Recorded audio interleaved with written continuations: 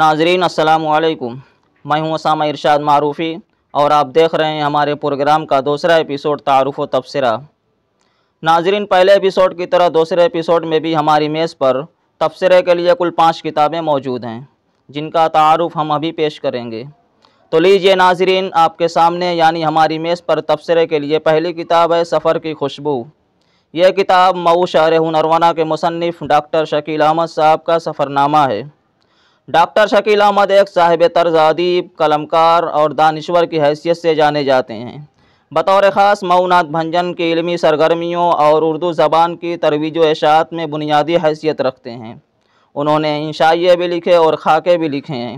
ان کے ادبی، تحقیقی و تنقیدی مضامین ملک کے موقر اخبارات و رسائل میں شائع ہوتے رہتے ہیں۔ ان کی اب تک 7 کتابیں شائع ہو کر داد و تحسین حاصل کر چکی ہیں، جن میں اردو افسانوں میں سماجی مسائل کی عکاسی، مئو شہر ہنرونہ، سمٹتا صاحبان، بادل چھاؤں، نشاط قلم، حساب جاں اور سفر کی خوشبو شامل ہیں۔ زیر تبصرہ کتاب سفر کی خوشبو میں مصنف کی تمہیدی تحریر کے علاوہ کل 19 مقامات کے سفر کی رویداد شامل ہے، جن میں گھوسی، مبارک پور، پٹنہ، اعظم گڑھ، لکھنؤ، الہ آباد، کانپور، بنارس، غازی پور، دہلی، رامپور، بجنور اور دیوبند کے علاوہ کئی مقامات شامل ہیں۔ مصنف کے اسفار میں چند ایک کو چھوڑ کر سبھی اسفار فروغ تعلیم، یوپی رابطہ کمیٹی، ادبی اجتماعات، سیمینار اور سماجی سرگرمیوں کے حوالے سے ہوئے ہیں۔ ناظرین، اس کتاب کے مطالعہ کے دوران آپ کو یہ بھی احساس ہوگا کہ اس کے بیشتر صفحات کا تعلق مصنف کے اوراق زندگی سے بھی ہے، اس لیے اس کتاب کو آپ مصنف کی سوانح کے ایک جزو کے طور پر بھی دیکھ سکتے ہیں۔ بہرحال اس کتاب کے مصنف ڈاکٹر شکیل احمد کو میں مبارکباد پیش کرتا ہوں اور امید کرتا ہوں کہ مصنف کی دیگر کتابوں کی طرح یہ کتاب بھی پذیرائی حاصل کرے گی۔ یہ کتاب 208 صفحات پر مشتمل ہے، قیمت 180 روپے ہے۔ ملنے کا پتہ ڈاکٹر شکیل احمد، ڈومن پورہ، مئو نعت بھنجن اور مکتبہ الفہیم، مئو نعت بھنجن، یوپی ہے۔ ناظرین، ہماری میز پر دوسری کتاب ہے گلِ سرسبد۔ یہ کتاب اردو کے معروف کہنہ مشق شاعر غلام مرتضیٰ راہی کا شعری مجموعہ ہے۔ اس سے قبل کلیات راہی کے علاوہ ان کے 7 شعری مجموعے لا ریب، لا مکان، لا شعور، لا سخن، حرف مقرر اور سدا بہار غزل شائع ہو کر مقبول ہو چکے ہیں۔ ان کے علاوہ غلام مرتضیٰ راہی کی شاعری، شخصیت اور فن پر بھی 2 کتابیں حرف باریاب اور کلام راہی ثنائی و بدائع شائع ہو چکی ہیں۔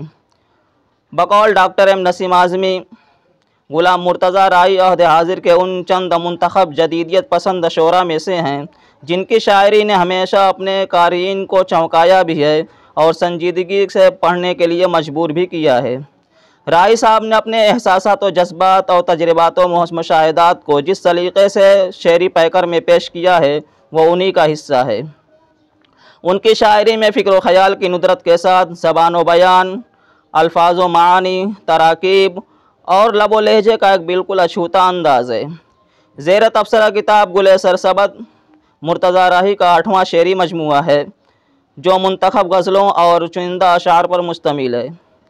اس مجموعہ میں ایک حمد، ایک نعت اور چنندہ اشعار کے علاوہ 157 غزلیں شامل ہیں۔ بہرحال میں غلام مرتضیٰ راہی کو ان کے 8ویں شعری مجموعہ کے لیے مبارکباد پیش کرتا ہوں اور مطالعہ کے بعد میں یہ کہہ سکتا ہوں کہ یہ مجموعہ شعر و ادب کا بہترین فن پارہ ہے جسے شعری منظرنامے پر امتیازی حیثیت حاصل ہوگی۔ یہ مجموعہ 167 صفحات پر مشتمل ہے، قیمت 175 روپے ہے۔ ملنے کے پتے ادبی سنگم کانپور، شبخون کتاب گھر الہ آباد اور راہی منزل فتح پور، یوپی ہیں۔ ناظرین، ہماری میز پر تیسری کتاب ہے نقش معنی۔ یہ کتاب ڈاکٹر محمد شرف الدین ساحل کے تنقیدی مضامین کا مجموعہ ہے۔ اس سے قبل تنقید و تحقیق کے موضوع پر ان کی 13 کتابیں اور 9 شعری مجموعوں کے علاوہ مختلف موضوعات، تاریخ و تحقیق، تدوین و تنقید، شرح و تفہیم اور دیگر تصانیف کے تحت 22 کتابیں شائع ہو چکی ہیں۔ ڈاکٹر محمد شرف الدین ساحل کا شمار ملک کے نامور شعراء، محققین اور نقادوں میں ہوتا ہے۔ ان کی علمی و ادبی حیثیت شاعری، تاریخ اور تحقیق و تنقید کے خانوں میں منقسم ہے۔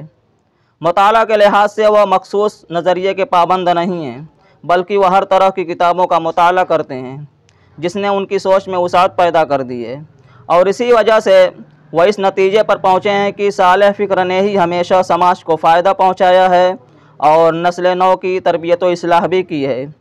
زیر تبصرہ کتاب نقش معنی میں زیادہ تر مضامین ان کی مثبت سوچ کے دائرے میں اسیر ہیں، اور انہوں نے شعراء و ادباء کی فکر کا جائزہ بھی اسی مقصد کے تحت لیا ہے۔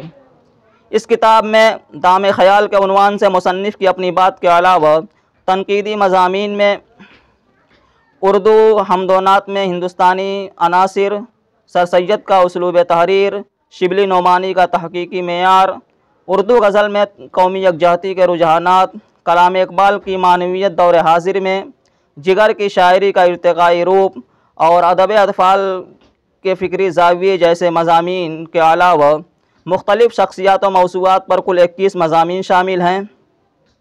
یہ کتاب 256 صفحات پر مشتمل ہے۔ قیمت 151 روپے ہے۔ ملنے کا پتہ ساحل کمپیوٹرز، حیدری روڈ، مومن پورہ، ناگپور ہے۔ ہم یہاں پر لیتے ہیں ایک چھوٹا سا بریک کے بعد پھر حاضر ہوتے ہیں کتابوں کے تعارف کے ساتھ۔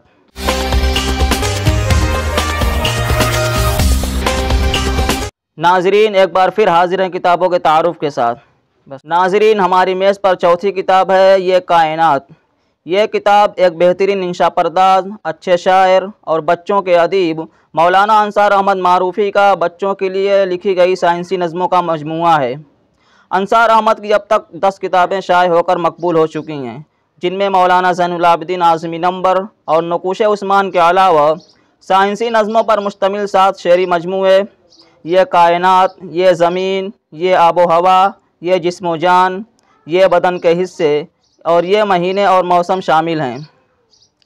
ناظرین بچوں کا ادب تخلیق کرنے کے لیے موضوعاتی و نفسیاتی امور کو ملحوظ رکھنے کے ساتھ ساتھ بچوں کے ادب میں ان کی نفسیات اور فطرت کا خیال رکھنا بے حد ضروری ہوتا ہے۔ ادب اطفال کی تخلیق ایسی ہونی چاہیے جو بچے سے باہم ربط پیدا کر سکے اور بچہ خود کو اس کہانی یا نظم سے جوڑ کر دیکھ سکے۔ اس سے بھی اہم بات یہ کہ بچوں کے ادب میں زبان نہایت آسان اور بچے کی اپنی زبان ہونی چاہیے، اس کے روزمرہ کی زندگی میں مستعمل الفاظ ہوں اور اسلوب بیان ایسا ہو کہ بچہ اس کو بخوشی پڑھ سکے اور اس کے اندر دلچسپی پیدا ہو۔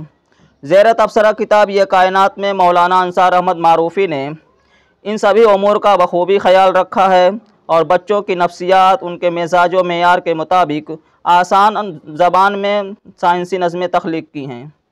اس کتاب میں شاعر کی اپنی بات اور ایک حمد کے علاوہ 30 سائنسی نظمیں شامل ہیں جن کا تعلق فطرت اور کائنات کی اشیاء سے ہے، جیسے چاند، ستارے، سورج، بارش، کوہرا، برف گرنا، جراثیم سے تحفظ، چاند گھٹتا بڑھتا کیوں ہے، بھاپ بوند کیسے بنتی ہے، سبزیاں اور پھل جیسے عناوین پر مشتمل نظموں کو شاعر نے حکمت اور سائنس کی روشنی میں بہتر انداز میں لکھا ہے۔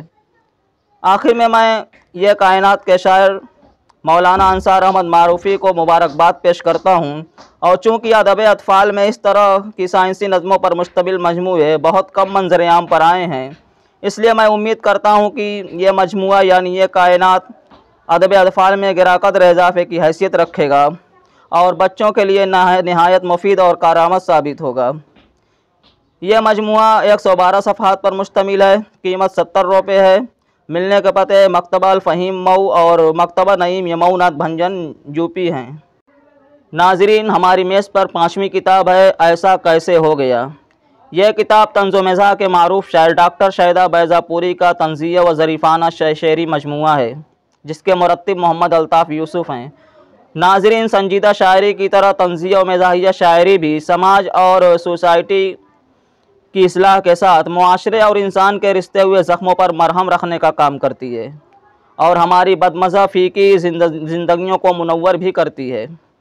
ڈاکٹر شیدا کا تعلق مئو ناتھ بھنجن سے کچھ ہی دور واقع قصبہ پورہ معروف کے قریب ایک چھوٹے سے گاؤں بیضا پور سے ہے۔